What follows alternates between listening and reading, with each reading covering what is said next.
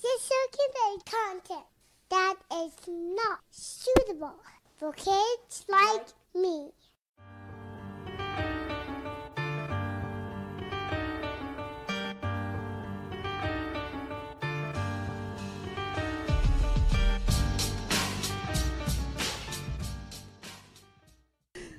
Welcome to Crime Crazy, the weekly true crime podcast with Aaron Plime, Diana Seacon, and Betsy, where we prove we know nothing about our legal system, but we're still crazy for a good true crime story. Good work, guys. Nice. Yay! We're done. Have a great Christmas. Okay, so guys, guess what we've done? Nothing. We have kidnapped our boss's daughter. Yay! And she's podcasting with us. This is kind of a preview for a really cool episode that we are plotting to come out around Christmas time. Eventually. A Christmas present. This one, of course, will be out before that. Yes. But just to give you like a taste of where we think we're going. And that's all I'm going to say about that. Yes. I wish you could see me like cackling evilly and like tapping my fingers together. Yeah, doing all that. Yeah. She needs like a bald cat to stroke. Where's Kit Kat? give her She's Shave hiding because there's two. Yeah, we could just pull all her fur out. We could wax her. No, dye her like a ugly tan color. No. Bleach her. Am I gonna she's bleach so her pretty. fur? Bring her to the barber. Solid No, my black. barber said that he might dye his cat pink. Oh, that's awesome. The cat that lives at the hair salon. Yeah, that's cool. That's cool. Yeah. Okay, so we have a special guest for the first part of this episode before she has to go get on an airplane and fly back to Washington. Yes. Even though I've been trying to keep her, like, I know. trying hard. I mean, there are schools down here. Right? Right? Okay, so let's jump in. What did we learn? Should we put Betsy on the spot, make her go first? Let's do it. What did you learn this week, Betsy? I learned that wombats poop cubes. What? I'm sorry, what? They poop cubes. Like their poop comes out Yeah, in squares? it comes out cubes. Like there is an like ice cube maker up there? They have Yeah, an ice cube maker in their butt, yeah. except it's a poop cube maker, which Yeah. is less awesome. less- No, Although I but don't know that I want ice cube out I of somebody's heard, butt like- either. No. Yeah, they poop cubes. But why? But their butthole's not shaped like a cube. It just comes So, out as do a you poop. know anything about how it works or why it works or what they do? Like, what is going on? Or is that the extent of your knowledge? Yeah, that's it. That's all I know. All I know is that it comes out as cubes. Well, you just made about 1,000 adults Google wombat poop all at once, Yeah. which is awesome. I'm not sure. I bet that somebody has done like their doctoral dissertation on, Yeah. On wombat on poo? wombat poo. I believe it. 100%. I believe that. Yeah. Well, I'm super excited that yours was about wombats because mine's about koalas. Oh man, What's yours, Diana? not animals. You weren't in on the Oh, theme. the top search is wombat poop on Google. That's upsetting. Yeah, see, it comes out as cubes. Oh my god, it looks like brownies. Oh my god, it does. All right, everybody. If you haven't already Googled wombat poop, Go go ahead and Google. do that. Google wombat You can poop. buy wombat poop, but it's like actually chocolate. That's Nah. I mean, that's kind of hilarious. Like a white elephant gift. That's Ooh, kind of that- hilarious. that'd be Well, don't they good. do that with like reindeer Yeah, poo with, for like, Christmas and yeah. stuff? They also do like But the unicorn wombat farts. Poop is funnier. Oh man, I have a unicorn poop candle. Oh, Yes. they have like unicorn farts, but it's like cotton candy. Mm-hmm. Yeah, Mhm. seems all right. All right, so break our animal streak here. What's yours? Sorry. This might be Loser. helpful. So this one actually comes from Jeff, who has figured out how to play NPR on Alexa. Nice. And he heard this on Science Friday.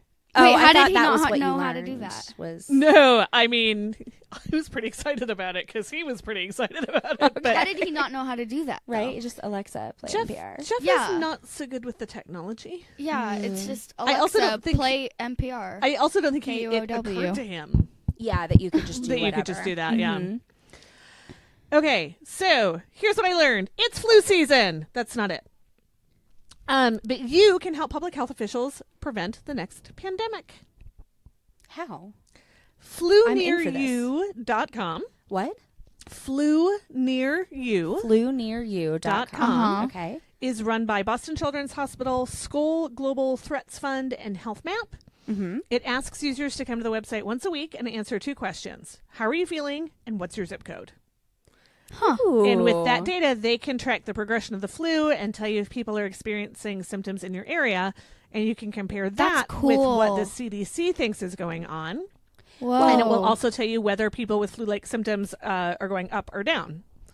So, but what if you have a virus that's not the flu? So it asks, once you say, like, so there's the 2 questions, like, how are you feeling? And it's like, I'm feeling great. Right. I'm not feeling good. I'm feeling fine. And if you're not feeling good, then it asks more questions to determine whether they are flu-like symptoms or not flu-like symptoms. Because we have been passing around an amazing virus in my family. Today, Elliot has it. Oh, Morgan had to go pick him up no. from camp because he puked all night long. Oh, no. So it is now 5 of us got it at Thanksgiving, which was over a week ago, and we're still Amazing. A million years ago when I was with my ex. I heard Sophia. She was coughing. Oh yeah, so and she has to learn how to cough in her elbow because she's 3. Yeah. When I was still with my ex, we passed around a stomach bug at Christmas. Yes, and there were 10 of us. I think, because one of them was in the hospital having a baby, and she stayed longer.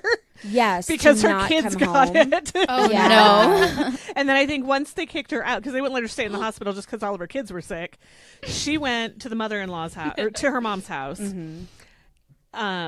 And the kids stayed there, but they'd already passed it to the rest of us. Oh, wow. I think there were 10 of us that got sick at Christmas. Thank you. Yuck.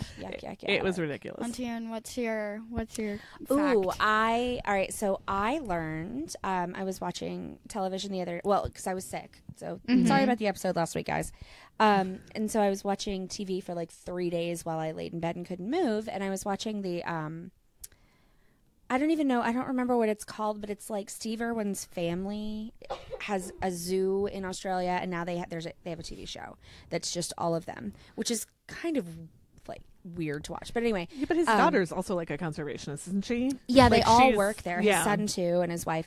And so I learned about koalas, that they have a major problem in the wild, which is chlamydia. They suffer, which is an STD. They suffer terribly from it. It's like all in their population. It's causing like birth defects and deaths and blindness and all of this stuff. And so a lot of conservationists, and the Irwins were doing this, where they would go out and they would tag koalas, and then every like year or whatever, every 6 months, I think. Yeah, 6 months.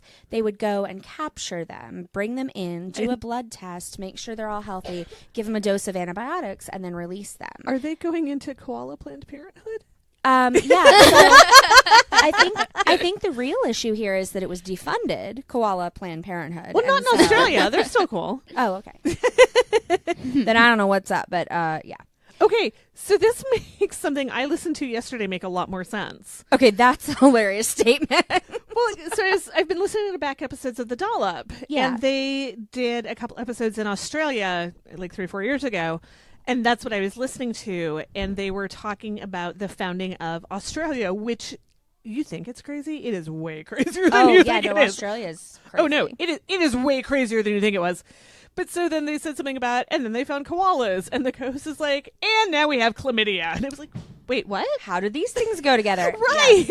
No, they suffer from and carry and transmit chlamydia. Oh my gosh. That's crazy. I hope that chlamydia just developed independently in koalas as well as humans, because I don't feel like there should have been any cross-contamination between people and koalas. Because remember when AIDS was first around and they were saying that clearly somebody fucked a monkey? And it's not that at all. It was bushmeat, which... Yeah, that's true. It's very could be true. something similar. And a lot of what they were checking was like oral. So I guess I don't know very much about chlamydia, but apparently it can also affect like your mouth. So maybe other mucous membranes. I'm not sure. I also don't know much about chlamydia, I thankfully. don't either. Yeah, I'm okay with that. Do you know lots about chlamydia? No. Okay. Good. I know as much about chlamydia as I do about our legal system. Nice. We can keep her. Oh my gosh, Diana's so proud. That was both wonderful and good comic timing. And a winner. All right. So I am concerned that flight time is going to happen. Yes. So do you want to tell us about your crime? Yes, I have a crime. I'm so excited about this. All right. So, I was in band class, and the band teacher said that we couldn't go to the bathroom. That is a crime. It's a crime in itself, but I there's think it might more. be an actual. It is. Yeah, It is an actual crime. But we would get red slips if we went down to the lunchroom to go to the bathroom because we weren't supposed to leave class. So if you had to go to the bathroom, you just had to hold it. Yeah, no, that's illegal. Anyway, so we asked why we couldn't go, and he said that someone graffitied the bathroom, and then I learned after band class that this girl had gone in, and someone had taken a can of spray paint, gone in the bathroom, and drawn a big penis on the wall of the bathroom, like all along like on the wall, and they decided that they couldn't like paint over it, and like they had to close the whole bathrooms, and they locked the doors. Oh, good grief. And they like wouldn't let anyone in, but it's not like there isn't that stuff on the bathroom stall doors anyway. Like if someone had spray painted that on the toilet seat, no one would have cared. This one is just way bigger, so It's like maybe more detail. Yeah, maybe. I mean, I didn't. You go to an I art didn't school, go in right? there. Yeah, that's true. It could have been really Yeah. good. It could have been really good. I mean, the art class is right across the hall from the bathroom. Oh man, see now we need like pictorial evidence to know, see if no it was a kidding. crime or if it was art. No, they painted over it by now, but they decided that that's what they wanted to do. Oh, So funny. it always cracked me up, even like in my last job where I was working in a high school and I was going into a lot of classes with seniors. Any teenage boys cannot draw a penis. They have no clue what it looks like. No, but then the girls know exactly what it looks like. Wait. Very upsetting. But was Yeah. there abstinence-only sex education in Virginia? Oh, absolutely. Our district was abstinence only. Actually, now there is no sex education in our district because they took away the teacher that taught it full time. I think she retired or whatever. And they didn't replace her. And so they just put it on the health teachers as part of their curriculum. Mm-hmm. And they just don't ever get to it because they don't want to teach it. So there is zero sex ed at all in Gloucester. Oof. How's that teen pregnancy rate going? Oh, it's always been through the roof. We had a girl in my year who went into labor in D Hall, like in the hallway. Classy. Yeah, always pregnant with girls. I mean, there's also nothing to do. Yeah. Well, I told you about when we lived in Iowa. Maybe. So my sisters are way younger than I am. Mm-hmm. So when we moved to Iowa, I was 16 and they were 5 and 2, roughly. So this bitch in my biology class. Earmuffs, Betsy, earmuffs. Yeah, there's It's okay. There's I don't another care. one I hear coming enough soon. of that in homeroom. I mean, I'm the only sixth grader in there, so you know. By the way, I feel like we should pause for just 1 second and say we did get parental permission. Yes. And like, It's okay. pick They didn't actually stories steal me. that were not too horrible. Like, mom knows. Her mom knows what she was getting into. So this bitch like spread the rumor. I don't remember her name anymore. Spread the rumor that Oh, yeah. my sisters were really my children, and that my parents were pretending that they were. What? Yeah, my parents were pretending that they were their children to spare me the embarrassment of being such a whore. But the girl that spread the rumor got pregnant later that year, and she now has a 25-year-old, and I have a 9-year-old. Yeah. Oh, wow. Well, so we had a friend, actually, Betsy, you know this person, Lori, who teaches biology. She had a student who, in one of the classes, said, I mean, I don't remember how the conversation came up, but they were talking about reproduction, I think, and believed that if you swallow sperm, that's how you get pregnant, like that, because it's in your belly, so it's got to go into your belly, and then wound up pregnant because she didn't know how babies were made. Is the way she was doing it was totally safe. She didn't eat it. So I say this with distress, but then I realize that I am 43 and my parents have still not had the talk with me. Oh yeah, same. Yeah. Mm-hmm. Your fingers are awesome. Right? This is what the kids were doing earlier. So we have lost Betsy at this point. She is on her way lose to her. Well, we lost her in the same way we kidnapped her. Like, it's not real. But we did inherit all of the slime that she created before she left. So now we're all in here with slime. Awesome. So we've done the what do you know? Or what did you learn? Yes. We definitely chatted. Yes. I feel like it's story time. Are you going to read me a story, or am I going to read you a story? What would you like? I don't know. It's been so long. Like, we're I out of know the it's rhythm. been weeks.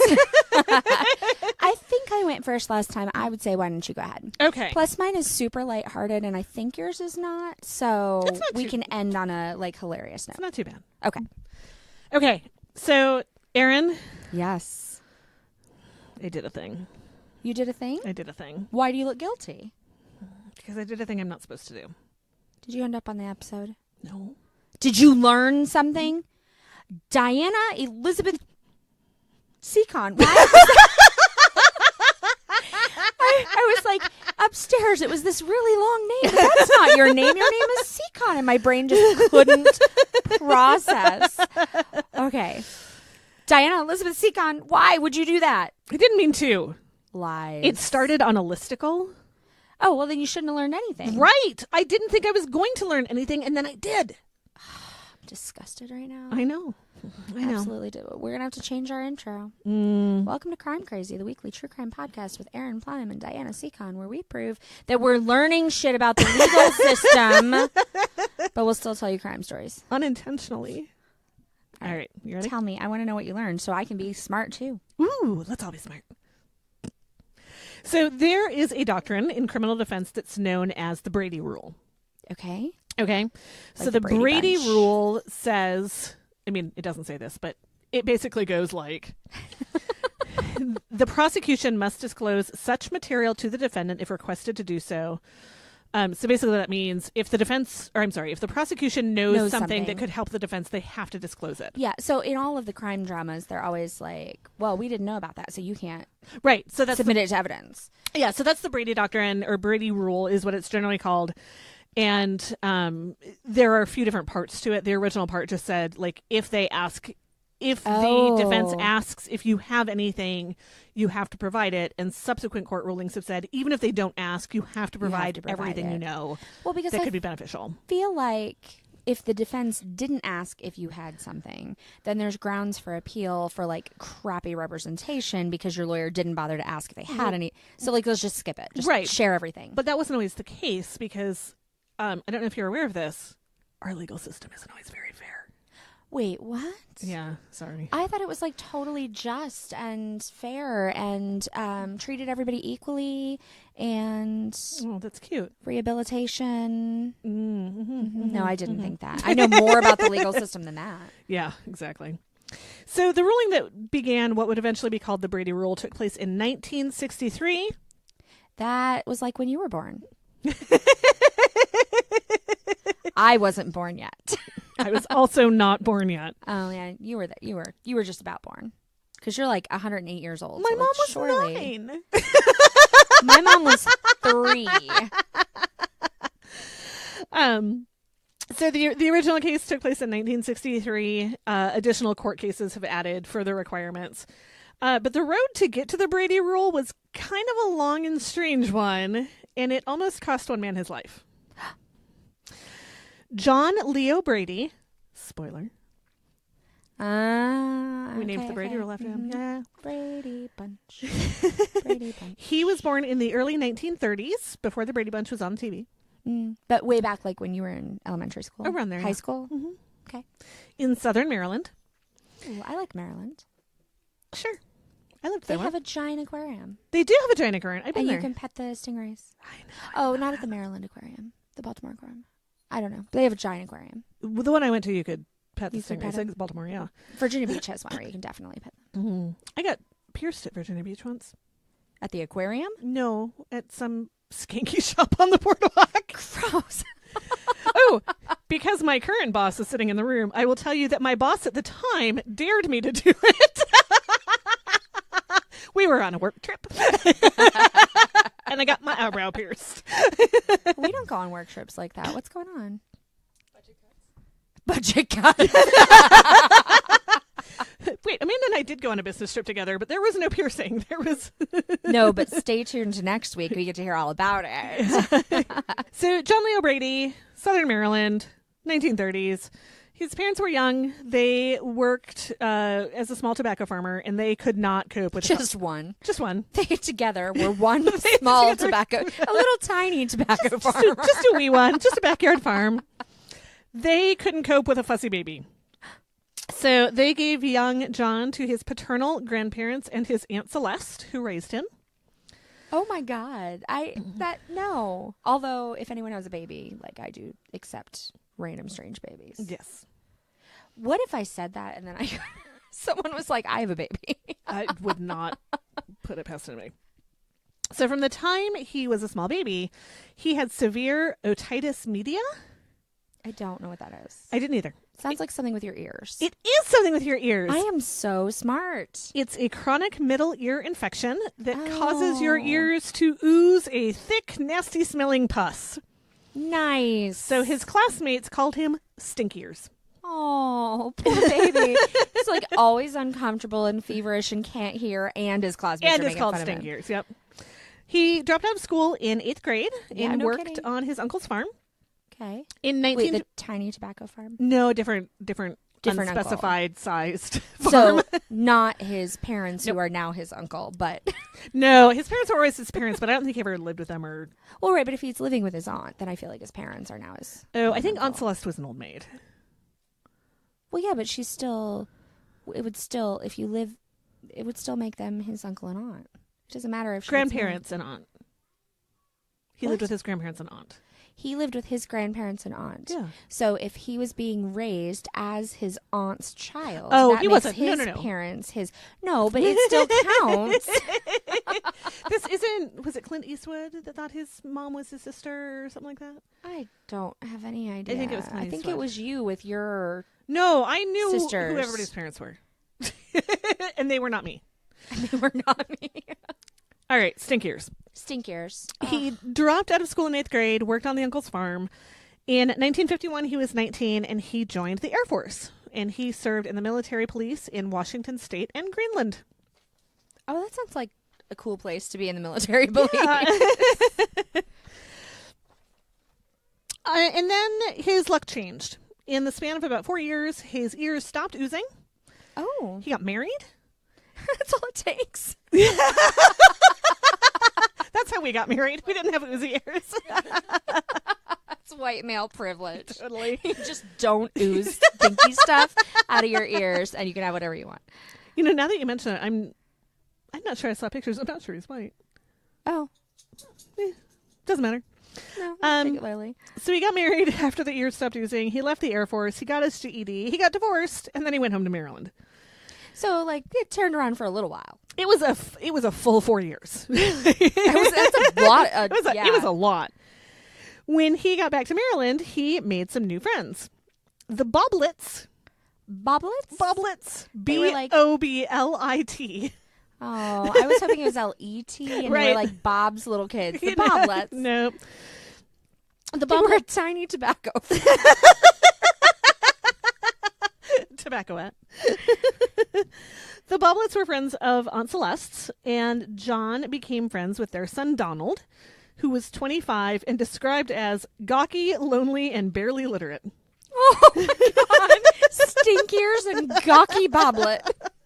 His sister Nancy was described in the jargon of the day, and by the way, it's 1958 at this point, as a dumb, good-looking blonde. Oh my God. Well, okay.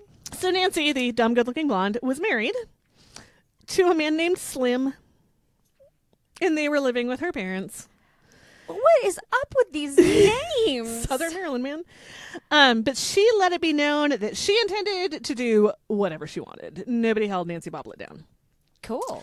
And apparently whatever she wanted was John Leo Brady. Oh. And they fell in love, and she was soon pregnant with his child. Oh, that's not good. So this caused old Stinkier some concern. He didn't know what to do. Yeah. By this time, he's working at the local tobacco plant for $1.50 an hour, which is the equivalent of $13.13 an hour today, which is still inadequate.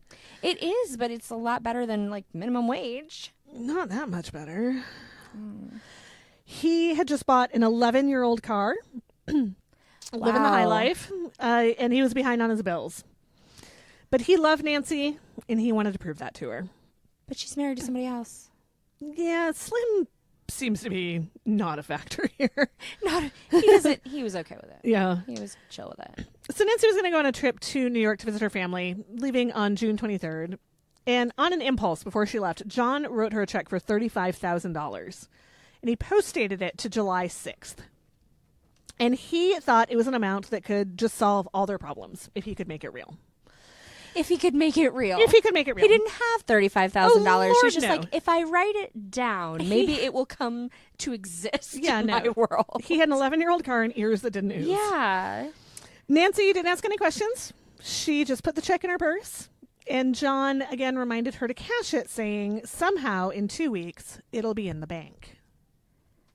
I mean, that's either like he's got a plan or he is just the biggest optimist ever. At this point, he's just an optimist because he didn't know how to make that happen. Okay. And no matter how much he thought about it, he just couldn't come up with a good solution. He only came up with one way that this could happen. He's going to go steal something. Bank robbery. But that is exactly what I was going to say. And he decided he needed a partner. Uh-huh. So he decided that his buddy Donald Boblet, gawky, lonely, and barely literate, was the man for the job. Yeah, that sounds about right. Mm-hmm. Yeah. Over the next few days, they worked out a plan. I bet it's a stellar one. It is. They decided that they were going to hold up the one bank in Stevensville, Maryland, which was about 30 minutes from their home. They figured they'd do the robbery on Saturday morning because all of the locals would have cashed their paychecks the night before. Oh, that's smart, though. So well, no, that's not smart. If they cashed or they would have deposited their money. They're not bright. Okay. Because, yeah, that would be less money. Yeah, all the money would be gone. Because you don't really want the checks. That's not going to do you any good. Right. So they figured that that's when everybody's going to make their bank deposits. There would be Okay. money. Saturday morning was the time to do it. I would, from working in a bank, I would say, like, fewer staff, shortened hours, people who don't want to be there. We always had to work in, like, I mean, this wouldn't be their case, but, like, the bank that wasn't our branch. So it isn't a bad time to rob a bank. But not for that reason. But not because of that. Well, and they had an additional problem. John's car was a real piece of shit. Oh, yeah. And it wasn't up for a police chase. So for a successful getaway, they'd need a reliable car. And luck would have it that they knew a guy who had a reliable car. That they could take or borrow. We're getting there. I'm not allowed to ask questions on this podcast. I have to just wait patiently. Because it gives it away. I know, but... William Brooks was a friend of John Brady's family, and he'd known John for most of his life. He'd been a hired hand on John's grandfather's farm, and he had recently stayed with John and Aunt Celeste while he was recovering from surgery. Aunt Celeste knows everybody. Yeah, Aunt Celeste is like... She's the connector. Yes. He'd gotten a good job at the plastics factory in Odenton. He was living in a shack in the woods near the plant. All right, well, saving on some bills. And less than 2 weeks before, William had gotten his first brand new car, a blue two-toned Ford Fairlane. You say that like it should mean something. Yeah, I don't know anything about cars. Okay. I'm sure it was lovely. So here's what they planned. John and Donald were going to waylay William on his way home from his night shift job. Oh. They planned that Donald would blindfold William because he'd recognize John, but he didn't know Donald. Okay. They'd tie him up. Okay. Put him in a vacant house that Donald knew about. Okay. Go rob the bank, and then go retrieve William and let him go and give his car back. And then the police would come and arrest William, and he's having the shittiest week ever. No. That's not going to happen. John was very clear as they're making these plans that he did not want William hurt because he was good to me when I was a kid. I mean, and it sounds like no one else was, so that's kind of a big deal. Right, yeah. Late on Friday, June 27th, John and Donald put a log across the narrow dirt road that went from the main road to William's shack. That would still be effective today. Oh, yeah. You would stop for a You would log. stop. So that was the plan. He'd have to move it to get by, and that's when they'd grab him. I mean, other than the fact that they're kidnapping some poor dude to use his car in a bank robbery on a Saturday, like, it's not a bad plan. It's not a bad plan, except I bet if they'd gone to him and like, hey, we need to head over to Stevensville, and my piece of shit can't make it there. Can we borrow your car? Well, He seemed like the kind of guy that would have been like, yeah. Sure. But then he would also know who had his car if the police were like, Wow. Your car was used in a robbery. Well, I lent it to these two specific people. Like, Yeah, but again, it's he's the a late witness. 50s. No cameras at the bank. no, You know? it's true. But still. And, But and still, it's not no, the it's an same unnecessary town, risk. And, yeah. But Their way with the kidnapping and the blindfold and the log is better. right. But things And went the to abandoned house. things went to shit right from the start. Yes. When William stopped to move the log, Donald stepped out with a double-barreled shotgun and ordered William into the back seat of the Fairlane. But William got confused, and he tried to get into the front seat. And he kept pleading, please don't kill me, please. He wouldn't shut up, actual quote, so Donald smacked him in the back of the head with a shotgun, laid him out on the back seat of the car, and they all three drove away.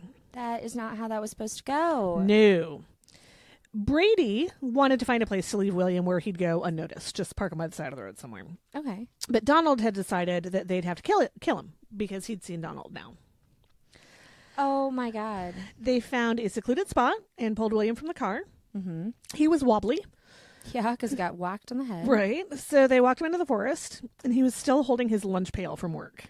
Oh. John walked off for a while to think, but Donald didn't hesitate. I was going to say that's dumb. Right. So basically he knew what was going to happen and he was like, I'm just going to walk away, so it's not my fault. Yeah. Donald took off his red plaid shirt, twisted it, used it to strangle William. That's not how I thought he was going to kill him. Mm-mm. Like he had a gun. Yeah. I feel like it would be Why be so efficient? much easier. When John turned around and saw what was happening, he ran and pushed Donald away, but it was too late. William Brooks was dead. Yeah, no, he didn't try. Yep. They carried his body deeper into the woods and covered it with a few branches. This is a thing I learned. Killers that are ashamed of their killing Yeah. cover the bodies. Oh, yeah. That's like a crime drama thing. I don't watch any of those. Yeah, no. Like, oh, they covered the body. They must have felt remorse. Right. And I guess I knew that, but like it hadn't Or been... they knew the person. Yeah, but it had been pointed out in Yeah. like exactly like that. So it was I just interesting. always assume that all of that stuff is probably mostly crap, but I like could still recite it all off. Oh, yeah. So they carried his body deep in the wood, they covered him with branches, and they threw his lunchbox as far as they could. It was totally unnecessary. Yeah. They Poor then drove to dude. Chestertown, which is a whole different damn town. But when dawn came, they decided not to rob the bank. They'd gotten $255.30 from William's wallet. That's pretty much $35,000. It's $2,233.96. Well, right, but I mean, now if they just deposit that, they could totally cash the check. Right. So close. Also, wait, their plan has another like major flaw in it. There's a check involved. There's a check involved. Mhm. Like you're gonna have to deposit the money. You can't even just take the cash and slowly spend it. Like Mhm. everyone's gonna know. Not bright. They were panicked, and John decided that they should head out for Washington State because that was the only other place in the U.S. that he knew. I mean, and it's right next door, so it's not like it's gonna take any time to get there. Right. Right. They made it as far as Lynchburg. Lynchburg? Yeah. Okay. They made it as far as Lynchburg, which is about 200 miles away. I was gonna say, which was basically next door and nowhere near Washington State. By then, Donald wanted to go home, and John didn't want to fight about it. They abandoned the car, went to the bus station, and they were in D.C. by late that afternoon. And then they took a cab to Glen Burnie, where Brady had parked his car.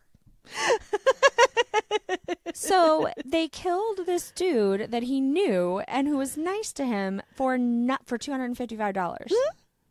Mm-hmm. And now they have nothing. They have $255.30. They don't have $35,000. They didn't rob the bank. There was no need to kill the guy. And no, they don't didn't even have a keep good the car. John and Donald figured that they had a few days before anybody noticed that William was missing, but they were wrong. Call your people. His landlady worked at the same plant, and she reported him missing when he didn't show up for work that night. Call your people. She also told the police that she'd seen him with John Brady.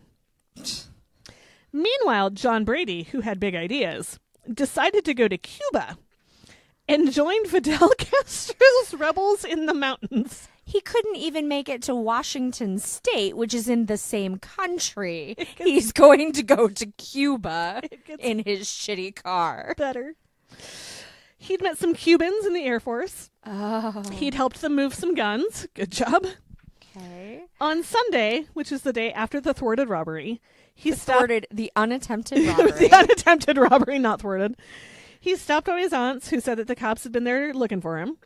He handed her his car keys and said that he was leaving the country. On foot.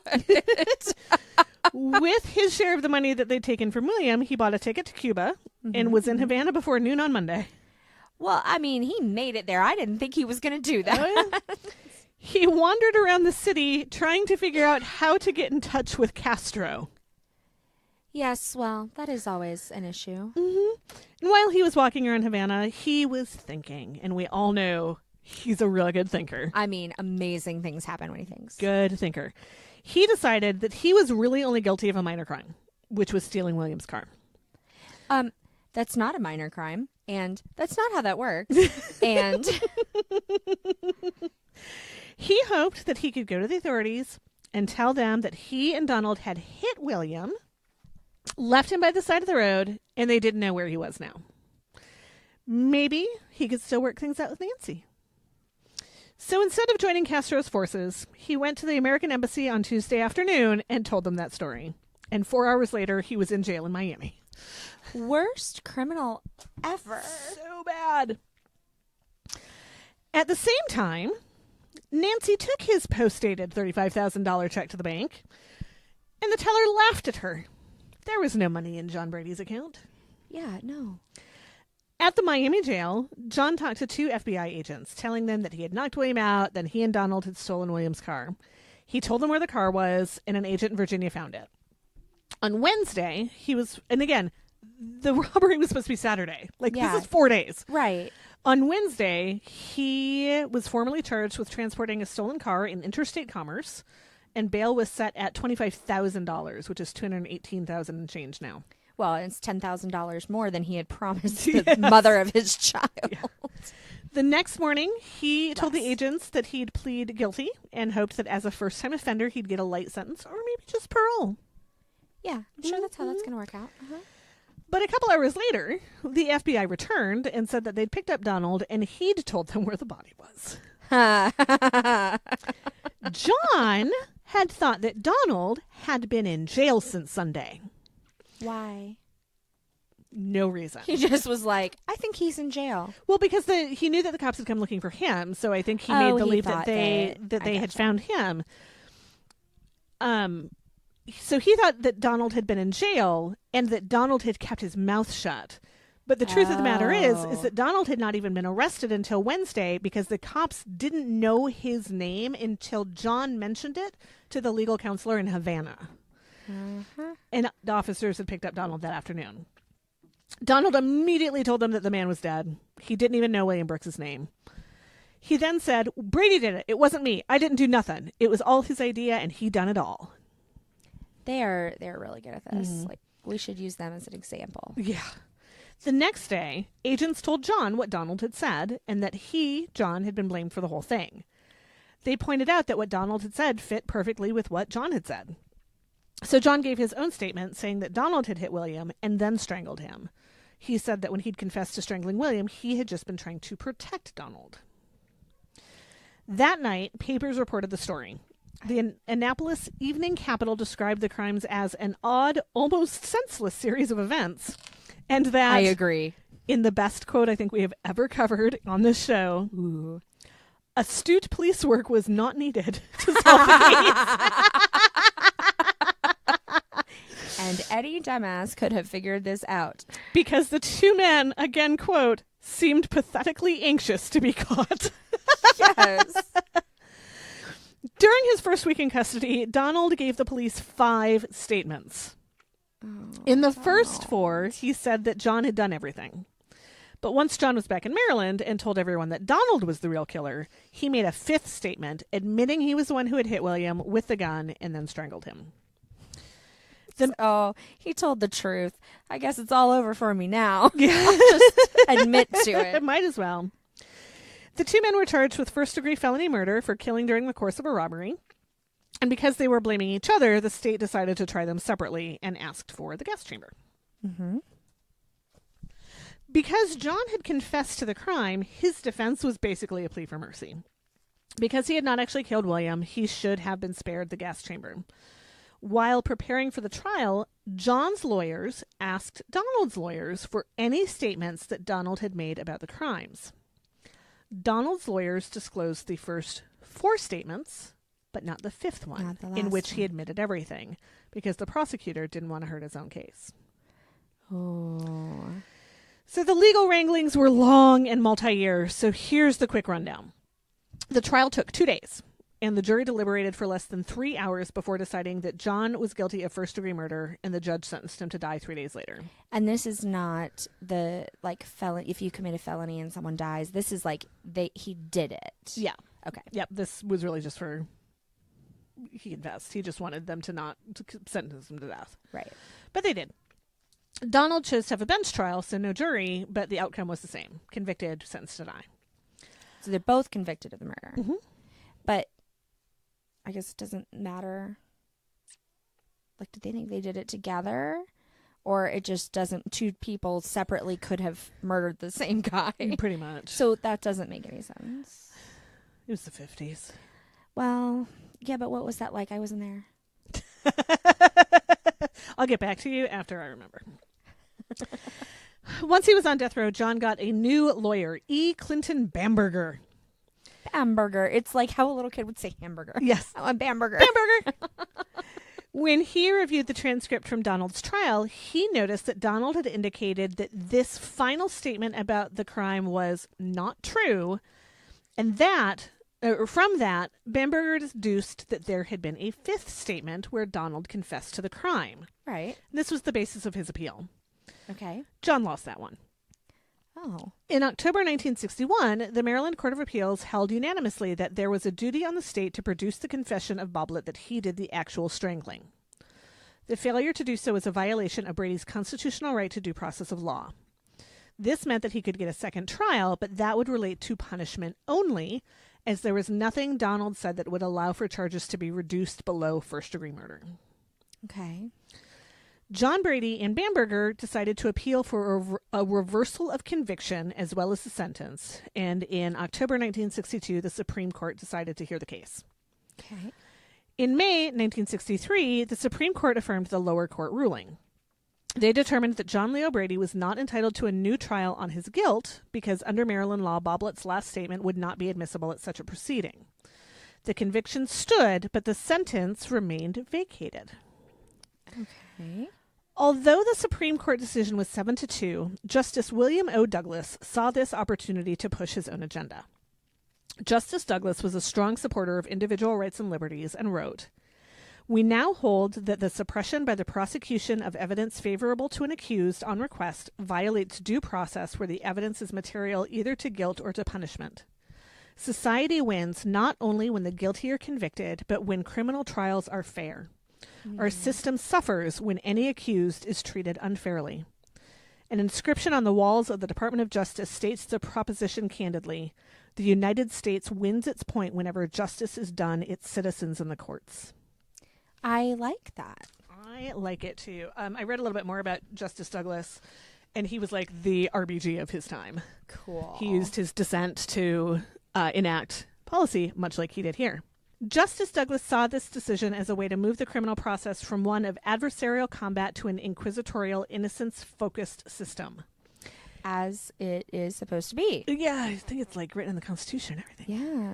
He imagined a mutual search for facts where the prosecutor shared relevant information with the defense and that the two sides determined the truth together.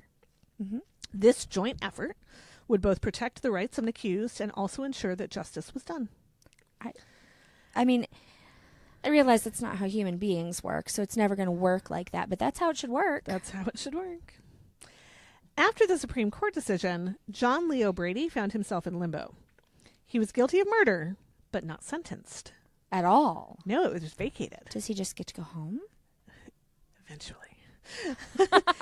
His lawyers and the prosecution didn't know what to do next because the state of Maryland had never had a punishment-only trial, and they just didn't know what to do. So they did nothing. And both sides waited and waited and waited. And finally, in 1973, John's lawyers asked for a speedy punishment hearing. And after some legal maneuvering... After some legal maneuvering on both sides, the governor granted John Leo Brady clemency, and he was paroled in 1974. Donald Boblett's life was spared in 1972 when the Supreme Court ruled that the death penalty, as imposed at the time of his conviction, was unconstitutional. Mm-hmm. And in 1992, a few years after he was paroled, Donald Boblett was convicted of rape and sent back to prison for life. Oh, I'm so glad we let him out. Things did not work out between John and Nancy. Nancy's family blamed John for what had happened. As they should. She talked to him only once after the arrest when she came to visit her brother in jail. She asked John if he had killed William, and when he said no, she turned and left forever, and he never saw their son. Oh. I want to be sad, but I'm not. Like, he's still a bad guy. Yeah. I mean, he's a stupid guy, primarily, but he's also still you put your friend in danger intentionally because he had a car. Mm-hmm. Like, he's still a bad guy. Once he was released from prison, he married a nurse that he met while working on work furlough from prison. They had a son and a daughter together. He started taking college classes, majoring in criminal justice. After 12 years of marriage, John and his wife divorced. He moved to Florida, worked as a truck driver, got married again. He was a big fisherman. He died from natural causes at age 76 in 2009. And he always said he was sorry for his part in the crime because William Bricks had been his friend. Huh. So there is a letter from 1965 from Brady to his lawyers. Mm-hmm. And this is while he was on death row. Okay. And I really thought this was kind of lovely. Mm-hmm. For 6 long, lonely years, I have watched the great stars march and wondered if I would be alive to watch them another day. I've died 1,000 deaths during the past years. Each day I die a little more. I look out upon the world and see only darkness. I am alone, without love, without friends, without hope. My only companion is fear. I don't know that lovely is the right word. But for somebody who is sad, somebody who is uneducated. Oh, no, yeah, it's eloquent. It's yeah. Oh. Yeah. So he's the bad guy. Yeah. But I feel really sorry for him. I mean, I agree. It sounds like he just was mostly not bright. Yeah. But he still did a crappy thing to his friend. Yeah. Like, but he didn't want to. Like, that was his whole thing. Well, no, but I feel like he could have known that this was a very dangerous place to put his friend. Well, and maybe don't commit major felonies with people you've just met. Maybe I should have saved that for advice. Right. But, they hadn't known each other that long. Maybe know each other. Like, I feel like maybe you and I have known each other well enough to commit crimes together. Don't end up on next week's episode, Diana. Mm-hmm. But, not with new acquaintances. No. Mm-hmm. I mean, no. Now you're bummed out. I'm just trying to figure out how I feel about it. Like, on the one hand, I guess he did get punished for what he did. And maybe he got punished enough. And he changed. And he didn't do it again. And the guy who obviously had some, like, serial killer tendencies from the beginning, ended up in prison forever. So, like, I guess actually things turned out the way they should have. Yeah. Because I think you're right. I mean, could he have prevented it? Yeah. Could he have decided to do something other than rob a bank to support his pregnant girlfriend? Yeah. Right. But I think at the end, the real problem was that he was just kind of dumb. Right. Overly trusting. Yeah. Really dumb. He did, like, learn a lesson and walk away from it to not be that person again. Oh, yeah. Went to college, got a good job, Right. got married, had a family. That's the goal Yeah. of all of that. That, I mean, never happens, but that's the goal. So, okay. Yeah. I'm okay with it. But it still sucks for the friend. Like, that was really shitty. It does. But from all of this, there have been people that have been tried more fairly. True. Because the prosecution is required to tell what it knows. So. Right. So that you can get to the truth instead of just they can win. Yeah. So, overall, I think good happened here. Yeah. Well, and that was actually maybe my favorite part was the judge's commentary and thoughts on that, because definitely, like, if you're watching a crime drama or you're reading about a case, it always, I mean, you want to root for the good guy. The good guy has to be the prosecutor, right? Even though they're usually not portrayed as the good guy. And so it feels like a loss when they have to share something. But if you think about it, it's like, no, that's getting to the truth, not winning, or, Well, and that's the thing, when we come from innocent until proven guilty, if you have evidence that indicates innocence, right, you have to present it. Right. That is almost the basis of due process of law, and the fact that it took until the 50s for this to start becoming codified is pretty horrifying. That's true. So I'm sorry I learned. Not only did you, like, learn, but then you also learned all the history behind the thing. You're like, that was a lot of knowledge. It was, but I swear to you, it was like list verse, and it was, I think it was 10 cases that ended up, like, setting legal precedents. Right. And I didn't realize. Oh, you should have known that was going to. But I thought it was going to be funny ones.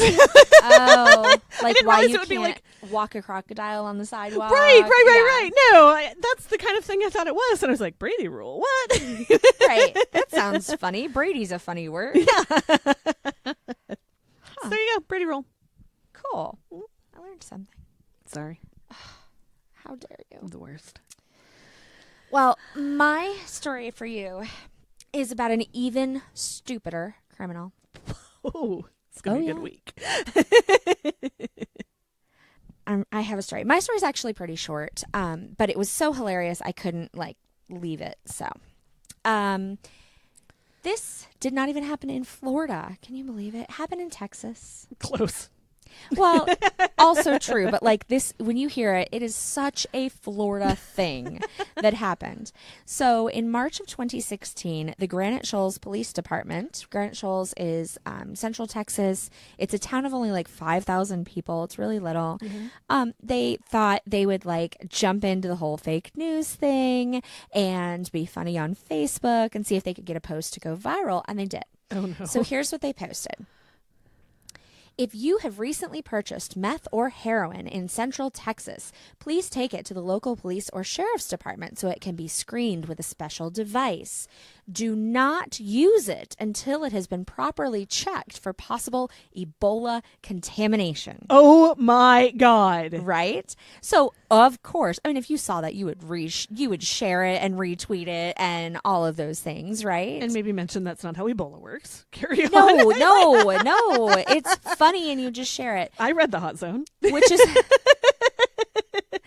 So, over, like, the next day and a half, it got 1,290 shares and over 200 comments from this little town of 5,000. Like, big deal, right? And, of course, like, oh, my God, your face. And, when I was saying it, you were like, that is the dumbest shit I've ever heard. And that's how they meant it. It was just like The Onion. Nobody is ever going to do this. So 2 days later... Oh, no.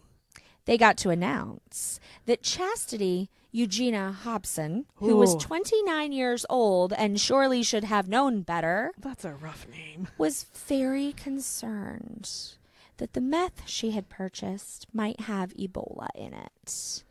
It was less than a gram. She brought it in Ebola?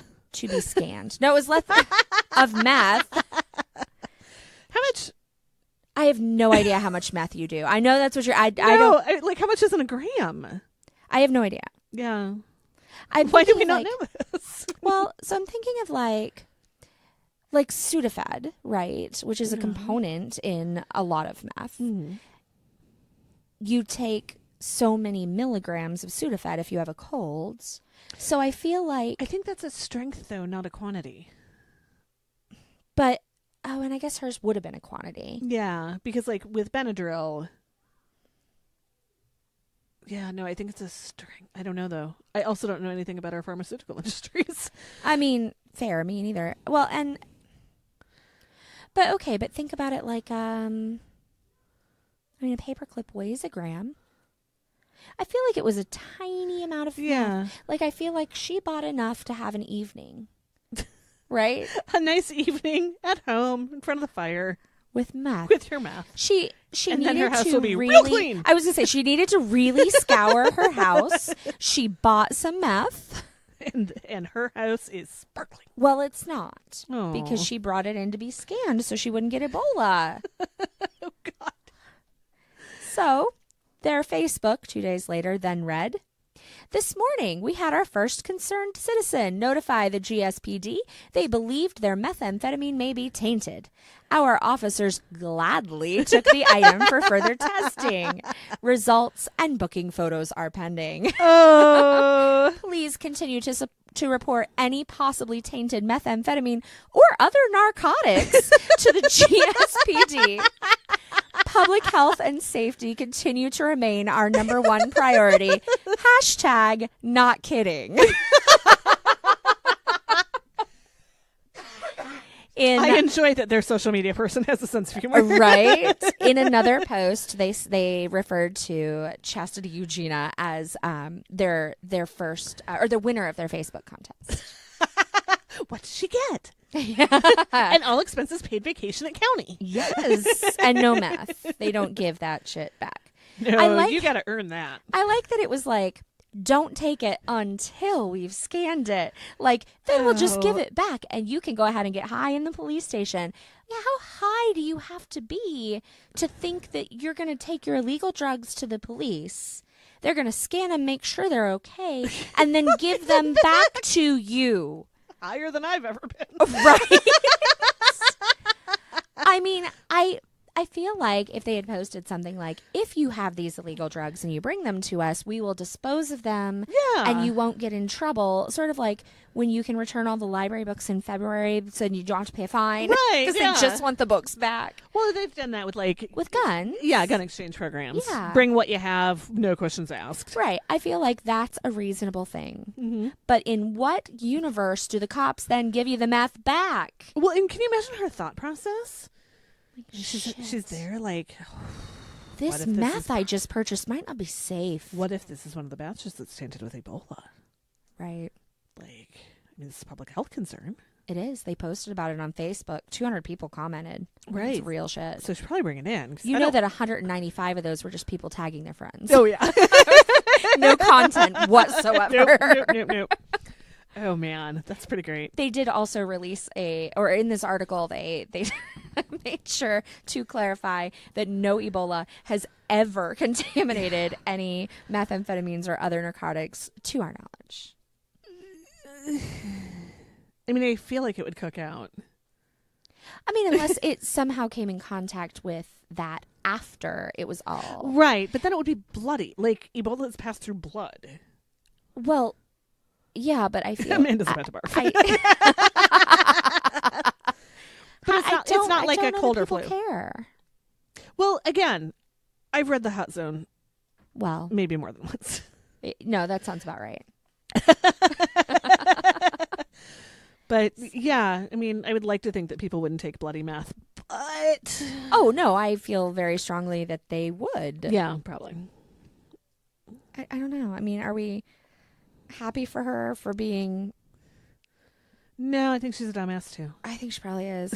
I was going to say, like, in a way, she must have had enough wits about her to be like, I don't really want to contract Ebola and die. Like, Did I she should not have think any about friends this. to run this past? Well, also, we'll have to post her mugshot because... Is it amazing? Oh, so if you were to picture somebody living in Texas who might turn their meth into the police department, that's pretty much what her mugshot looks like. See? She's super happy about this. Well, her meth is safe. That's amazing. So...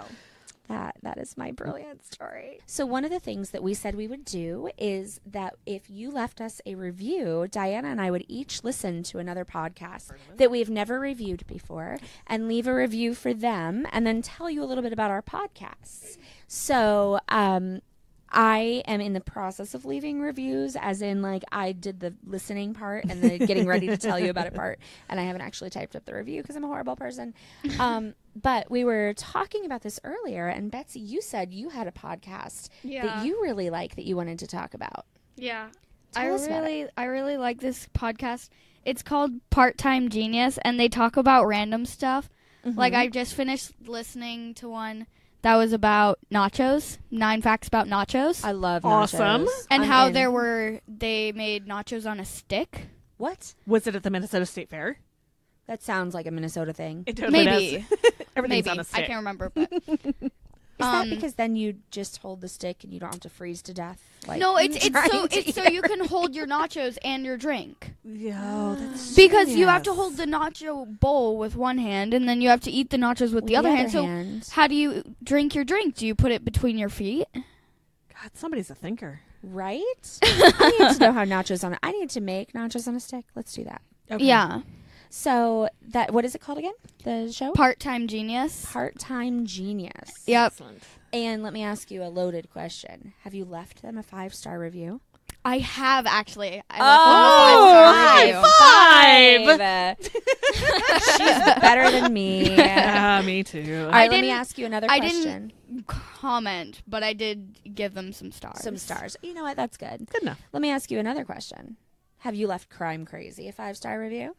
No, because I have only listened to 2 episodes. And then your mom told you to And then stop my it. mom told me I wasn't allowed to listen to it anymore, so. You can be on it. Fair that enough. was the deal. But you're not allowed to listen. Your mom did look at my story to see if it was okay for you, and She it's did. not. Yeah, my story is not terrible, but I think you're actually gonna miss out on it. Yeah. So. Well, maybe I'll listen to this episode. I would think if you're on it, you'll probably listen. Right? Yeah. Yeah, probably. Unless my voice is really cringy, and then I will tune out because It's one of those things where when I listen to it, I pretend like it's not me talking, and then it's fun. Well, I rarely remember what we've talked about, so it's Oh, yeah, no, Diana never has any. Every time she listens to an episode, it's a total surprise and brand new story for her. 100%. I always get the text, what did we learn this week? I'm doing social media. What was your story Yeah. about? What was my story about? And look, I bring a pen every week and a notebook. Do I write down what we've done? Of course I do not. Yeah, no, I just realized we haven't been filling out our chart with all of our new episodes. I was doing it really well for a while, but now we're just like piling It's on. kind Oh my God. it's kind of like school notes. Yeah. Everyone tells you to do them. intentions. It'll make it better, but does anyone actually do it? It never I did. happens. No, not So really. it was a structure. Structure. I hope my mom doesn't listen to this. I I'm sorry. feel like if there's an episode she's going to listen to, it'll probably be the one her kid is The on. first time I met your mom in person, Mm-hmm. because we had worked together for probably a few months by then, I sat next to her. We were at a conference down in Texas. Oh no. And she does not take notes. She draws the whole time. Yeah. Oh yeah, she has these little books that's like how to draw quick and easy characters, and Yeah. she just draws them while she's in meetings. Yep. Like Yep. So I listened to Coffee Break Spanish. So apparently there's a whole bunch of them, but what it is a very short, like 5 to 10 minute podcast episode where there is a guy who is teaching a girl how to speak Spanish conversationally. Oh. And the idea is that you listen and you like do the parts along with her and you learn conversational Spanish in like your coffee break. Oh, that's cool. And what I loved about it was, I mean, it was super useful. And because, so I figured at first that it was like a setup, right? Like they both speak a moderate amount of Spanish and they're going to like teach with air quotes. But she mispronounced some things and he corrected her pronunciation. And so I think that maybe she really doesn't speak Spanish and he was teaching her. And so there was plenty of repetition. They started with like, okay, we dropped you in Spain. You need to know some things. And like, so it was all very useful. Also, they were Irish. So it was two people with Irish accents teaching me Spanish, which was pretty fantastic. That was pretty great. And the episodes are nice and short. And so you can just do them. Like I was like washing my hair and going to the bathroom, like just, doing my morning stuff and learning Spanish, which was fun. That is fun. They decided to teach like Spanish pronunciations, which is not really useful in my world. So I wish that it was like, like people I'm going to come in contact with, are probably more like people from Mexico and then Spain. Yeah, but you can stumble along. It was fun. Well, and they pointed it out. Like they were talking about, I don't even remember what it was. But one of the words they pronounced, and they're like, you've probably heard this word pronounced this way. And so I'm hoping that they continue to point out when the pronunciation is different, and then I'll just learn the one I want. Yeah. But it is something I'm going to continue to listen to. It's nice and like digestible. It's not going to be great for the bus. So I guess I'll listen to it on the way to the bus, which happens to be about 10 minutes. So that works out well. Yay. So that was my podcast. What'd you listen to? Okay, so I'm a bad podcast listener. I am too. I don't know that I've ever left a review for podcast. Oh, I have done that. I have. I don't think I have. So I'm actually starting out with some of my favorites. Oh, cool. And because I referenced it earlier, I am going to leave a review for The Dollop, which probably does not need my support. And yet I love it because I love American history. Right. And I love comedy, and they do a real good job of both of those things. Of both, right. So this week I've been listening to the whole back catalog. So this week I learned about Lenny Dykstra, who was a baseball player and also crazy as fuck. Okay. They did a couple shows in Australia, so I learned about the beginnings of the Australian colonies, which I already talked about. Yeah, so I would love to learn about that. Yeah. Like, if that wants to be your next 12 weeks of things I learned and you just want to share it with me, that's cool. It is. You should listen to the Dollop episode. It is insane. It is so good. I think I also talked about competitive tickling. Yes. Yeah, that was from the Dollop, That was right? the Dollop. So yeah, that's disturbing shit. I am horrifying everybody I know with things I am learning at the Dollop. So I'm going to leave them a review. Nice. Yeah. I like it. So now let's give some credit for these awesome podcasts that we're listening to. All right. Patreon shout-outs. It's the first of the month. It's the first of the month. I'm so excited. Yay. Just disclaimer, if we miss somebody, like our Patreon is giving us all kinds of conflicting information. Yeah. So this list this may not be seems to inclusive. not match what it looks like we have. So anyway, here are some shout-outs. Woohoo. So Crime Crazy is sponsored by Elizabeth Wilder and Dave Hatt. Woohoo! Show sponsors guys. support Crime Crazy through Patreon at the $10 per month level or above. Thank you. And are awesome. Yay!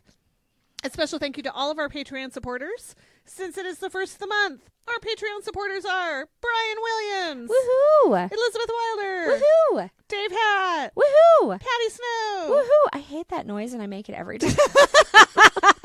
And then I get halfway through and I'm like, I wish that I could stop making this noise, but it's not nice One if more. I stop. Peg Pool. Woohoo! If you'd like to support Crime Crazy, please check out our Patreon. Go to patreon.com/crimecrazypod or search for Crime Crazy Podcast. All patrons get a monthly shout out on the show. It is true. And you get to choose your level of crime you want to commit. Yeah, they're funny. If you'd like to receive a shout out in another fashion, please rate and review us on iTunes or your podcast catcher of choice. Aaron? We give shout-outs for all reviews. But we like those 5-star ones the best. And guess what? What?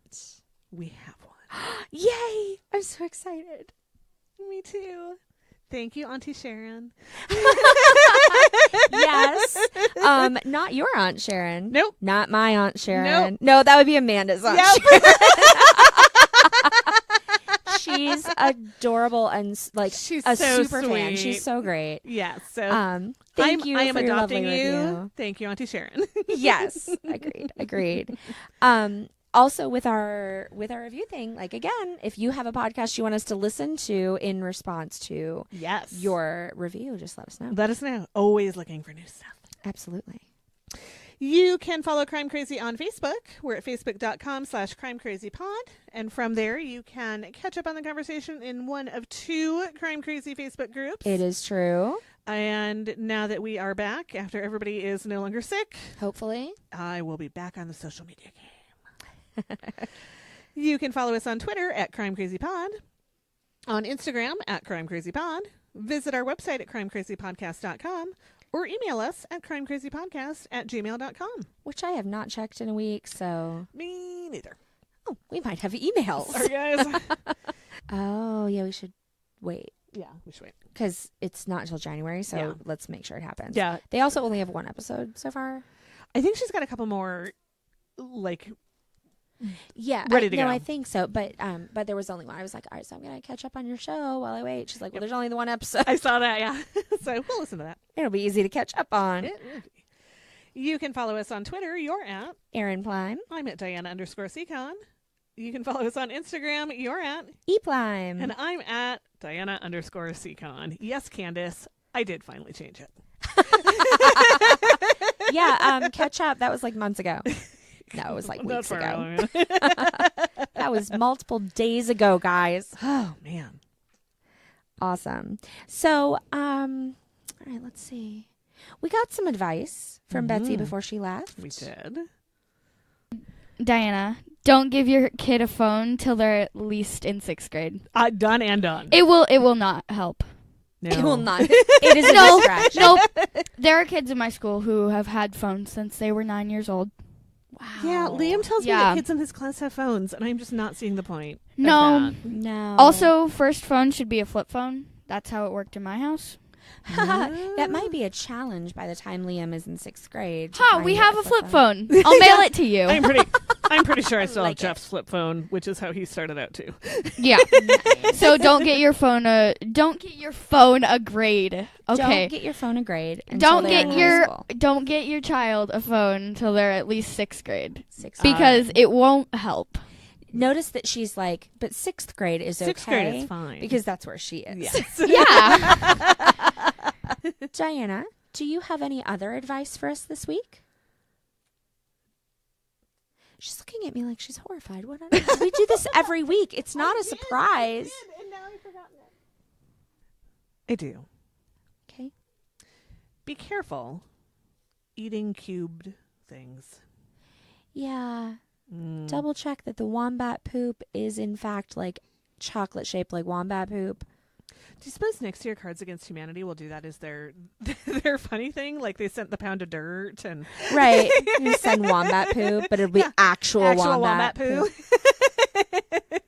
So if anybody here is listening to Cards Against or listening to Cards from Against Cards Humanity. Against Humanity, get on that. It's yours. It's a freebie. I will subscribe to it next year.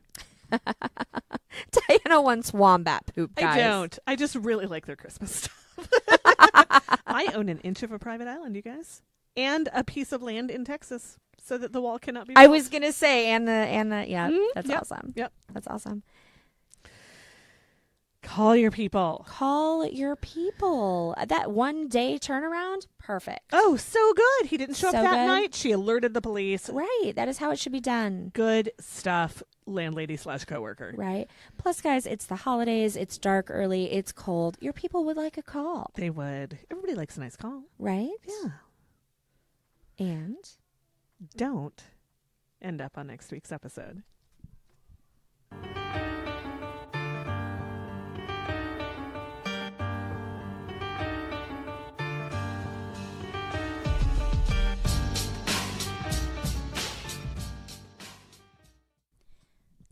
Jingle bells, jingle bells, jingle bell all the way. Oh, that's the wrong song. We're recording some bloopers while you work with that computer.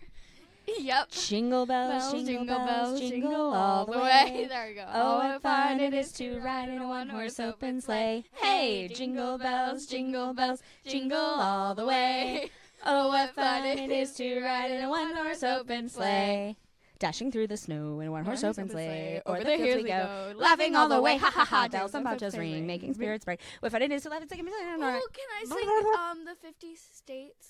50 nifty United States from 13 original colonies. Shout 'em, scout 'em, tell all about 'em, one by one as we give in a day to every state in the USA. Alabama, Alaska, Arizona, Arkansas, California, Colorado, Connecticut, Delaware, Florida, Georgia, Hawaii, Idaho, Illinois, Indiana, Iowa, Kansas, Kentucky, Louisiana, Maryland, Massachusetts, Michigan, Minnesota, Mississippi, Missouri, Montana, Nebraska, Nevada, New Hampshire, New Jersey, New Mexico, New York, North Carolina, North Dakota, Ohio, Oklahoma, Oregon, Pennsylvania, Rhode Island, South Carolina, South Dakota, Tennessee, Texas, Utah, Vermont, Virginia, Washington, West Virginia, Wisconsin, and Wyoming.